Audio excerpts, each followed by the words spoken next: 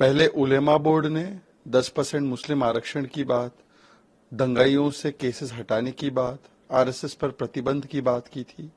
उसके बाद मुस्लिम personal law board ने समर्थन दिया था और अब मुस्लिम पर्सनल लॉ बोर्ड के अधिकृत प्रवक्ता कहते हैं कि ये केवल महाराष्ट्र के लिए वोट जिहाद नहीं हो रहा, दरअसल मरकज की सरकार, केंद्र की सरकार के लिए वोट जिहाद किया जा रहा है। एक तरफ तो महाविकास आघाड़ी, जो महा वोट बैंक आघाड़ी बन चुकी है, वो कहती है एक रहेंगे सेफ रहेंगे, सांप्रदायिक नारा है। एआईएमपीएलबी जो 3 तलाक के कानून की खिलाफत करता है, जो महिला अधिकारों के खिलाफ है, जो शरिया को संविधान के ऊपर रखता है, उनकी इस मांग पर और उनकी इन बातों पर उसे कोई सांप्रदायिकता नजर नहीं आती। ये वही लोग हैं जो गेरुआ वस्त्र पहनने वाले लोगों को कहते हैं कि आप राजनीति में मत आओ, पर ऐसे फतवे जो लगातार मौलाना जारी कर रहे हैं, उनके सहारे चुनाव जीतना चाहते हैं। ये योगी को आतंकी कहते हैं, एक चुने हुए मुख्यमंत्री महंत को, परंतु उनके लिए इस प्रकार की घोर सांप्रदायिकता और शरिया की बातें करने वाले मुस्लिम मौलवी सांप्रदायिक नहीं है, ये सेकुलर है। मानी उनकी तरफ से विवादास्पद बयान दिया गया। उन्होंने एक बार फिर माना है कि राहुल गांधी, शरद पवार, उद्धव ठाकरे के साथ नाना पटोले उनके नेता हैं। उन्होंने ये भी कहा कि मुस्लिम जो हैं इनके साथ हैं, महाविकास आघाड़ी के साथ हैं, जिस तरह से लोकसभा चुनाव में उन्होंने इनका साथ दिया था।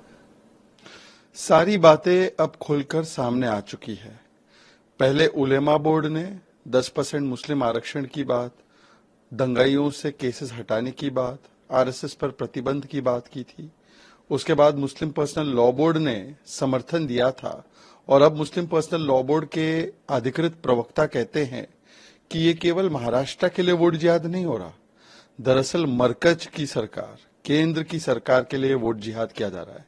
निशाना केंद्र पर है, निशाना मोदी जी को हटाना है और इस काम में, इस वोट जिहाद में इनके सिपह सलार शरद पवार है, इनके अजीम सिपाही, कोट अनकोट अजीम सिपाही उद्धव ठाकरे हैं, नाना पटोले राहुल गांधी है।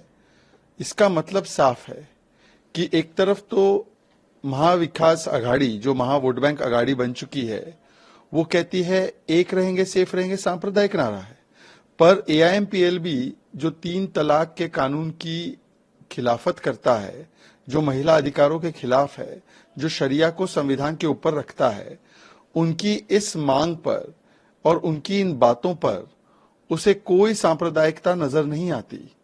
ये वही लोग हैं जो गेरुआ वस्त्र पहनने वाले लोगों को कहते हैं कि आप राजनीति में मत आओ, पर ऐसे फतवे जो लगातार मौलाना जारी कर रहे हैं, उनके सहारे चुनाव जीतना चाहते हैं। ये योगी को आतंकी कहते हैं, एक चुने हुए मुख्यमंत्री महंत को, परंतु उनके लिए इस प्रकार की घोर सांप्रदायिकता और शरिया की बातें करने वाले मुस्लिम मौलवी सांप्रदायिक नहीं है, ये सेकुलर है। तो इसका मतलब साफ है कि कांग्रेस हिंदुओं को बांटना चाहती है और दूसरी ओर वो वोट जिहाद करवाना चाहती है। अगर आप ये वीडियो YouTube पर देख रहे हैं तो हमारे चैनल को सब्सक्राइब करें और बेल आइकन को दबाना ना भूलें। अगर आप Facebook पर ये वीडियो देख रहे हैं तो हमारे पेज को लाइक करें।